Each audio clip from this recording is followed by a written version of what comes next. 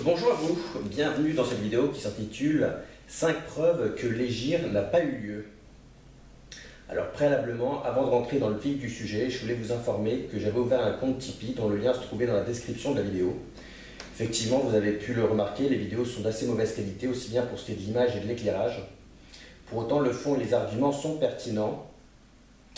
Et je fais des vidéos depuis des années et les arguments historiques que j'essaie de vulgariser sur les origines de l'islam ont très bien vieilli. C'est pour ça que j'ai ouvert un compte Tipeee. Un compte Tipeee, pour ceux qui ne le sauraient pas encore, c'est un compte qui permet de récolter de l'argent pour améliorer la qualité de ces vidéos. Il est important en effet de vulgariser les progrès de la recherche historique sur les origines de l'islam qui constituent en fait le véritable point faible de cette religion pour comprendre ce qu'est l'islam et y faire face. En effet, rappelons-le, l'islam est une menace pour la liberté des non-musulmans et empêche l'épanouissement des pays où cette religion est majoritaire et où les minorités religieuses sont persécutées. Ces pays-là sont, rappelons-le, des usines à migrants car il est normal de vouloir fuir de tels pays. L'islam est une religion difficile à comprendre pour l'intelligence occidentale car l'islam échappe au schéma intellectuel de pensée propre à l'intelligence occidentale en se dissimulant. Et le but des vidéos que je produis, c'est en quelque sorte de dénoncer l'islam en déconstruisant ses mises en scène et ses mensonges. Et c'est pour ça que là, je vais me consacrer à son mythe fondateur, le mythe de l'hégire, l'idée que Mahomet aurait été persécuté dans la ville de la Mecque en 622 par des païens et qu'il aurait dû se réfugier plus au nord, dans une ville qui s'appelle Médine, qui s'appelait Yatrib et qui est devenue Médine lorsqu'il y est arrivé en 622. Et ces arguments sont évidemment issus de la recherche historique et le but de la vidéo, c'est donc de les vulgariser. Alors, les premiers arguments, c'est une invraisemblance au vu du contexte géopolitique légir. En effet, la Mecque se situe à l'ouest du centre de la péninsule arabique et Médine à 340 km au nord de la Mecque. Si Mahomet avait dû fuir la Mecque, il aurait fui vers le sud et non vers le nord, où une guerre opposant à l'époque deux empires faisait rage depuis des décennies. En effet, l'Empire byzantin qui comprenait les actuelles Turquie, Liban, Palestine et Égypte, notamment affrontait l'Empire sassanide, l'Empire perse qui comprenait les actuels Iran et Irak, et les pays du Caucase et de la Syrie étaient au cœur de leurs affrontements. Il aurait été logique de fuir vers une région en paix plutôt que vers une région en guerre, d'autant plus que depuis la Mecque, ville censée se trouver sur l'itinéraire des routes caravanières, d'après la tradition islamique, Mahomet lui-même marchand en aurait été informé, car les flux commerciaux seraient réduits et les rares marchands de passage auraient évidemment évoqué le sujet. Par ailleurs, des déserteurs des deux armées se seraient enfuis vers les régions périphériques et ils en auraient donc été informés. Il est d'autant plus invraisemblable d'imaginer une fuite de Mahomet vers le nord en 622 qu'en 620, 2 ans auparavant, l'Empire byzantin chrétien avait repris la main face aux Sassanides en contre-attaquant, et vu la spiritualité judaïsante de Mahomet, il aurait été associé par les Byzantins au groupe judaïsant allié aux Perses, dont il a d'ailleurs historiquement fait partie. D'autre part, au sud de la Mecque se trouvait le Yémen, qui était à l'époque beaucoup plus grand que le Yémen actuel, et qui était militairement occupé par les Perses et où prévalait un christianisme très judaïsant, qui était au final assez proche de l'islam. Il aurait donc été totalement logique de rejoindre une population religieusement proche du judéo-christianisme de Mahomet et militairement sous contrôle des Perses, géographiquement éloignés des chrétiens byzantins qui reprenaient l'ascendant militaire au nord. On a donc tendance malheureusement à faire abstraction du contexte géopolitique lorsqu'on évoque le mythe de l'hégire. Mais le cadre géopolitique qui prévaut alors rend toutefois incohérent et improbable une fuite de Mahomet de la Mecque vers le nord. Deuxième argument, il n'y avait plus de païens en Arabie du temps de Mahomet. Il est donc difficile d'imaginer que Mahomet ait pu être persécuté par des gens qui n'existaient plus depuis longtemps. En effet, la péninsule arabique était alors habitée par des juifs et des chrétiens. Il y avait plusieurs types de christianisme en Arabie, des courants judaïsants notamment au sud de la péninsule arabique vers le Yémen, et on peut d'ailleurs les qualifier facilement de judéo-chrétiens, ces mouvements judaïsants. L'Arabie était d'ailleurs reliée aux ensembles géopolitiques majeurs de son temps. Suite à un massacre de chrétiens par des juifs au sud de l'Arabie, dans la ville de Najran, l'empereur byzantin a par exemple demandé l'intervention militaire du roi d'Éthiopie. Et du temps de Mahomet, le sud de la péninsule arabique était occupé militairement par les Perses. Il n'est donc pas possible d'imaginer une Arabie reculée étrangère au courant religieux et aux conflits politiques de son temps, et qui pour cette raison serait resté polythéiste, comme le présente évidemment la tradition islamique officielle. La Mecque est d'ailleurs censée être une étape des routes caravanières, vecteur privilégié de la circulation d'idées. Ainsi, au sud de l'Arabie, le christianisme aurait été introduit par un marchand sabéen, c'est ce qu'on raconte, qui se serait converti au sud de l'Irak actuel, dans la région d'Al-Hijra, et aurait ensuite rapporté le christianisme de retour dans son pays au sud de l'Arabie. Ajoutons par ailleurs que la dernière inscription mentionnant une divinité polythéiste date de 403, et aucun temple païen de l'époque de Mahomet n'a été retrouvé par des archéologues.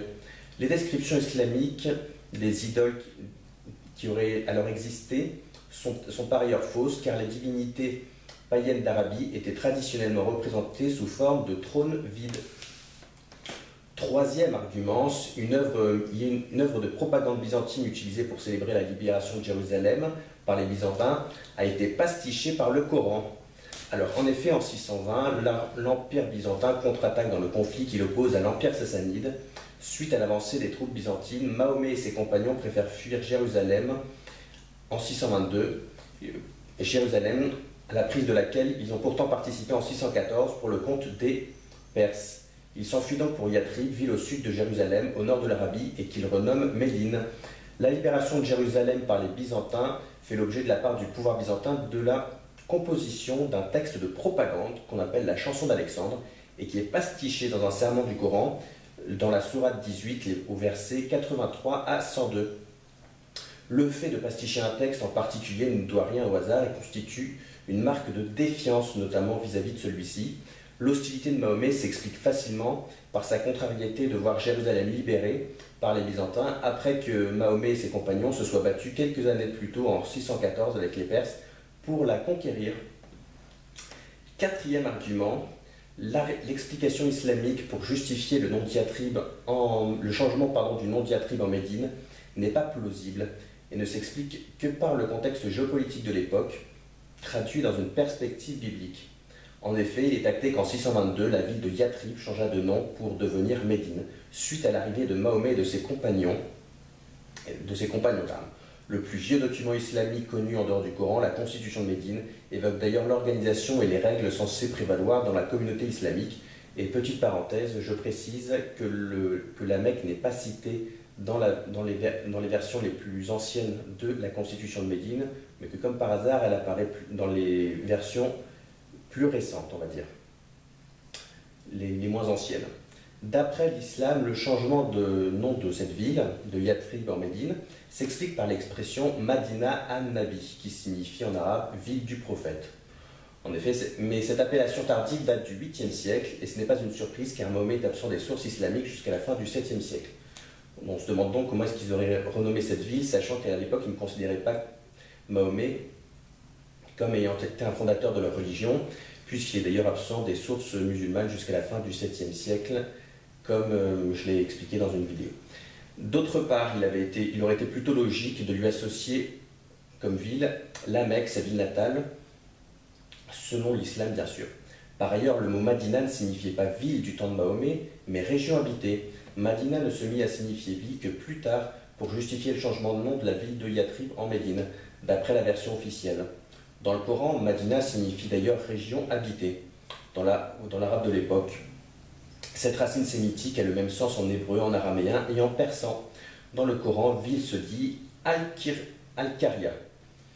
Yathrib est donc devenu Médine car les musulmans partirent de Jérusalem à cause de divergences avec les Perses et à cause de l'avancée des chrétiens byzantins qui donnera suite à la libération de Jérusalem.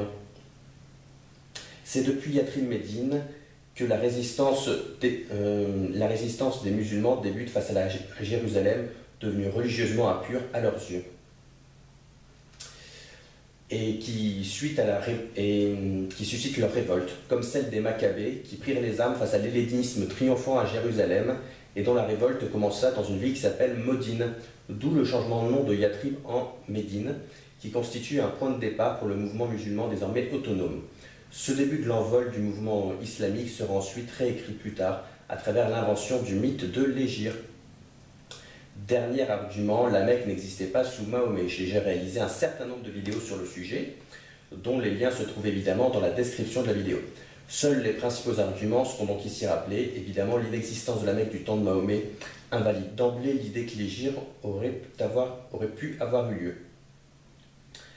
Tout d'abord, la tribu de Mahomet, les Kourachites, était localisée au nord-ouest de la Syrie, d'après des témoignages de l'époque comme celui de Narsaï de Nisib, ou la toponymie, c'est-à-dire les noms des lieux. D'autre part, aucun vestige n'a été retrouvé avant la fin du 8e siècle à la Mecque, malgré les travaux de modernisation qui ont eu lieu récemment et qui auraient dû exhumer des vestiges anciens. Les plus anciens vestiges retrouvés datent du 8e siècle, sont d'architecture abbasside, la deuxième dynastie de l'islam après les Omeyyades. Et c'est d'autant plus, entre guillemets, troublant que les vestiges datent de l'apparition du mythe. En effet, s'il n'avait rien été retrouvé avant le XVIIe siècle, on aurait pu dire que cela ne prouve rien, car la ville existait en effet au Moyen-Âge. Mais là, les vestiges apparaissent pile en même temps que le mythe. Par ailleurs, si la ville avait été fondée par Abraham et Ismaël, comme l'affirme l'islam, vers 1700 avant Jésus-Christ, il y aurait eu presque 2 millénaires et demi, 23 siècles jusqu'à Mahomet, et durant ces 2300 ans, de ces 2300 ans, on n'aurait pas retrouvé le moindre vestige archéologique, pas le moindre artefact, aucun bijou, aucun outil, aucune pièce, aucune arme n'a en effet été retrouvée. Les niches, alors troisième argument qui prouve que la Mecque n'existait pas sous Mahomet, les niches indiquant dans les mosquées la direction de la Mecque, appelées Qibla, ne sont orientées vers la Mecque qu'à partir du début du 8e siècle. Mahomet est censé avoir demandé de prier en direction de la Mecque. Pourquoi aurait-on mis un demi-siècle avant de le faire? Par ailleurs, le site de la Mecque n'est pas un site favorable à l'habitation humaine, car il est inondé certaines années, il est battu par des vents violents, il n'y a pas de source d'eau naturelle, et conserver l'eau de pluie trop longtemps est risqué pour des raisons de salubrité. Par ailleurs, comment auraient-ils cultivé de quoi se nourrir? Et s'ils avaient acheté leur nourriture, contre quoi l'auraient-ils échangé? Dernier argument, la Mecque n'est également pas décrite dans les itinéraires caravaniers de la région, pourtant connus. Les descriptions islamiques du commerce qui aurait transité par la Mecque ne sont pas plausibles pour différentes raisons. En effet, les produits n'auraient pas rapporté assez pour être importés d'aussi loin. Il n'était pas nécessaire de se fournir en ânes, chameaux ou vêtements depuis le fin fond de l'Arabie pour l'Occident. Et cela aurait coûté cher, et ces produits pouvaient être retrouvés pour bien moins cher ailleurs. En effet, c'est aussi absurde que s'imaginer qu'on puisse trouver des œufs importés d'Australie, des œufs de poule importés d'Australie dans des supermarchés français. Puisque vu l'éloignement de l'Australie, ça coûterait très cher, et mieux vaut prendre des œufs de poule qui ont été élevés dans les régions françaises que depuis le fin fond de l'Australie. L'or, par ailleurs, l'or et l'argent censés avoir transité par la Mecque ne sont pas énumérés dans les documents commerciaux de l'Occident comme ayant été importés de cette région, ce qui est d'ailleurs logique car il n'y avait pas de mines d'or et d'argent dans la région. Dernier point, l'encens n'était transporté que par voie maritime car cela coûtait bien moins cher que par voie terrestre. Et la Mecque étant une ville purement terrestre et non maritime, il n'y a pas de raison qu'il y ait de trafics commerciaux qui passent par cette ville.